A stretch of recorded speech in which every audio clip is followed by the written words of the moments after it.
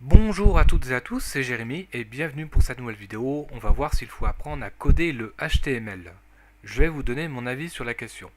Si vous utilisez uniquement WordPress, vous n'avez pas besoin d'apprendre à coder le HTML parce que le système il va le faire à votre place, parce que c'est un système de drag and drop, c'est-à-dire on va insérer des balises texte, images, etc.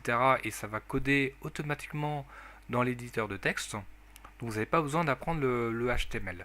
En revanche, avoir les bases en HTML et éventuellement un petit peu en CSS, ça peut vous permettre d'aller un petit peu plus loin, de résoudre des petits bugs qu'on peut rencontrer sur WordPress et d'aller un petit peu plus loin dans des réglages. Après voilà, vous faites ce que vous voulez.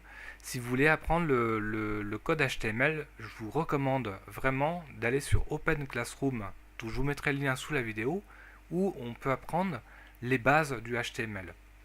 Donc il faut savoir qu'il y a ce qu'on appelle le HTML, donc c'est le contenu on va dire, et on a aussi le CSS, c'est plutôt la mise en forme de votre contenu. Donc c'est deux choses différentes, mais dans Open Classroom on apprend un petit peu les bases et on peut aller un peu plus loin. Donc moi personnellement j'ai uniquement appris les bases, donc ça permet uniquement de comprendre un petit peu comment fonctionne le code HTML, mais sans aller vraiment voilà, très très loin. Donc ça me permet de connaître un petit peu plus le système. Mais après, vous n'êtes pas obligé. Après, si vous voulez évidemment devenir codeur à 100%, bah là, je vous recommande de suivre des cours avancés sur le HTML, sur d'autres codages comme le Python. Enfin, il y a plein de codages différents. Après, je vous recommande d'avoir des formations de bon niveau.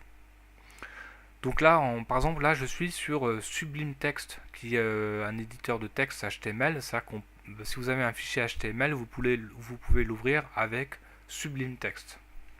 Après, on peut modifier le code, hein, vous faites ce que vous voulez. Donc voilà.